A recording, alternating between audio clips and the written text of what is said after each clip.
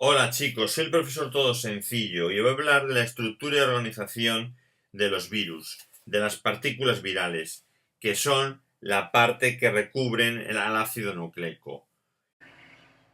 Os recomiendo que si queréis memorizar o aclarar algunos conceptos, repitáis el vídeo tantas veces como queráis. Además, en la parte de arriba y de la derecha existe en YouTube la opción de aumentar la velocidad del vídeo. ¿Cuál es el significado de las partículas virales? Las partículas virales suponen un problema económico a la célula, ya que el 90% del peso lo constituye la cápsula y el 10% el ácido nucleico, pero tienen una importante función, la de proteger del cizallamiento de las sustancias químicas y de la radiación ultravioleta. Todo esto evita las mutaciones. Cuando las mutaciones son excesivas, se puede llegar a la catástrofe de error. La catástrofe de error es que cuando se acumulan muchas mutaciones, la célula va a morir. Y esta función es la que van a impedir las cápsulas. Las características de las cápsulas virales es lo pequeñas que son flexibles y que soportan mucha fuerza. De ahí que verdaderamente puedan proteger al ADN o al ARN. Las interacciones son no covalentes. Interacciones entre el ácido nucleico y la proteína, entre la proteína y la proteína y entre la proteína y el lípido. Las fuerzas que lo unen, como decíamos, son hidrofóbicas y electrostáticas. Se producen cuando la energía libre es muy pequeña, lo cual van a dar dos propiedades, aparte de estabilidad, capacidad para desensamblarse. Las cápsulas que vamos a ver son la cápsula helicoidal, la cápsula icosaédrica, vamos a hablar de los virus envueltos y de virus con otra estructura compleja. La cápsula más sencilla es la cápsula helicoidal. En la cápsula helicoidal, el genoma vírico puede estar recubierto por una cubierta o contenido en el interior del cilindro. Vemos aquí dos estructuras de cápsula helicoidal. El genoma está recubierto por las nucleoproteínas y aquí está contenido en un interior de un cilindro. La estructura helicoidal, la gran ventaja que proporciona es su flexibilidad, que protege del cizallamiento. La medida de longitud, distancia, la distancia en longitud de una cápsula icosaédrica va a venir determinada por la distancia de cada subunidad por lo que avanza una vuelta. Y esta va a ser, esta P, la distancia en longitud de una cápsula. También otro parámetro que hay que tener en cuenta, aparte de la distancia de cada subunidad, de lo que avanza una vuelta y la distancia que avanza en longitud por vuelta, es el diámetro.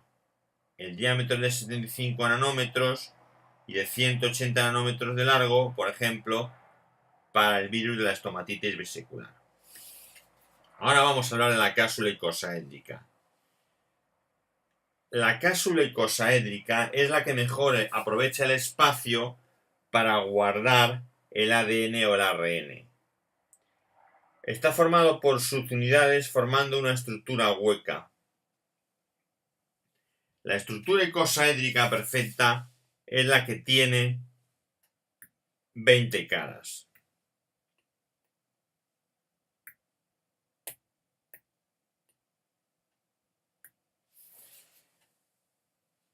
Hay un caso muy característico de estructura icosaédrica perfecta con 20 caras y 3 proteínas, que es la del picornavirus.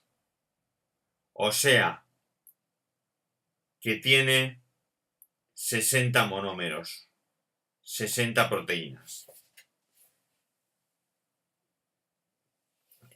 Aquí vemos un ejemplo de cápsula icosaédrica que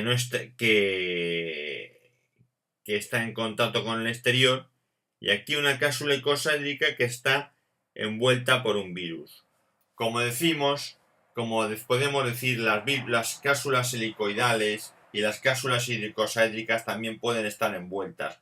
Sobre todo esto se da en virus animales. Hay un concepto que debemos remarcar, que es el de la cuasi equivalencia. En el caso del picornavirus, que está formado por 3 proteínas con un número de triangulación de 3, cada proteína se sitúa a cada lado y se unen de forma equivalente todas las proteínas. Pero cuando los números de triangulación son muy altos, se tienen que establecer enlaces entre distintas proteínas. Esto se llama la cuasi equivalencia. Enlaces casi cuasi equivalentes entre las distintas subunidades.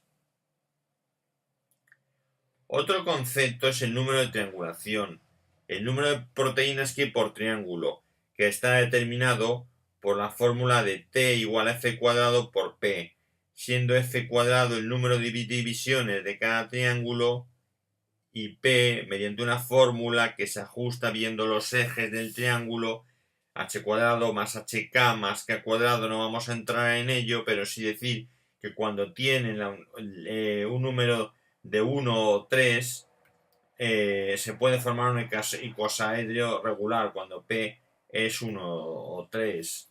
De ahí se puede calcular que los números de triangulación van a ser más altos de 3, pero siguen siendo icosaedros irregulares. También puede adquirir otros números como 4, 7, 9, 12, 13, incluso más altos.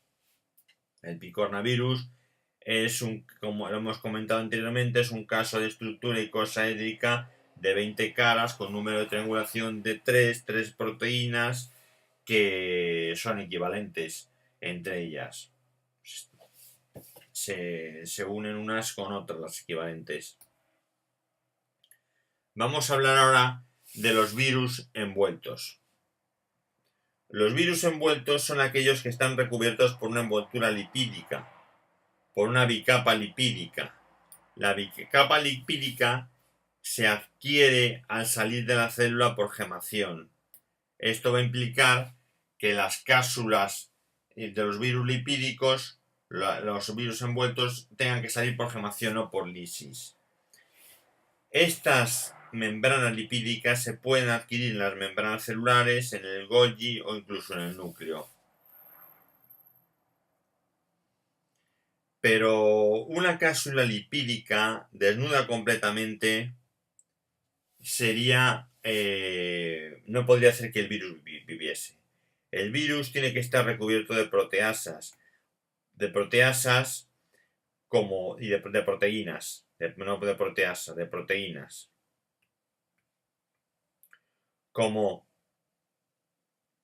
las proteínas de la matriz, que son una envoltura que la separa de la nucleoproteína. Y también de glucoproteína. La importancia de la glucoproteína es muy grande. Es la que la une con el exterior, determina su función antigénica y son proteínas de fusión para que entre el virus en la célula. Además de estas proteínas, hay canales que modifican la concentración de iones entre el virus y la célula. Aquí vemos un ejemplo de virus no envuelto con sus distintas categorías, cubierto por proteínas, está por membrana fosfolípida. Los virus no envueltos pueden ser menos virulentos, aunque esto es relativo. Los no envueltos resisten al calor, ácidos y temperaturas. Los envueltos son más sensibles al calor ácido y la desecación. Los envueltos usualmente no sobreviven en el tracto gastrointestinal debido al pH y a las enzimas.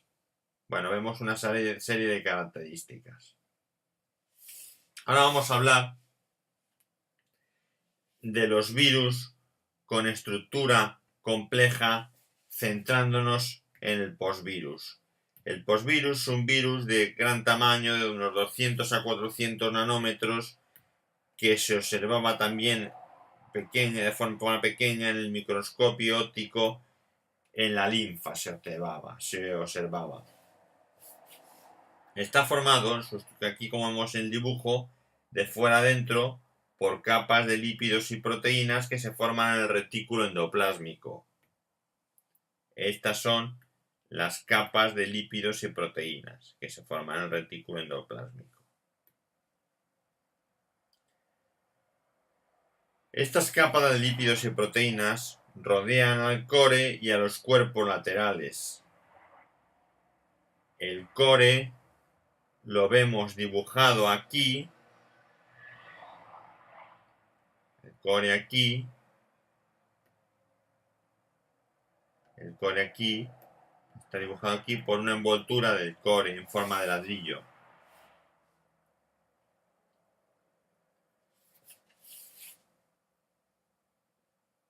Las nucleoproteínas están fuerte comprimidas y el doble ADN está enrollado a su alrededor. Aquí vemos las fibrillas del core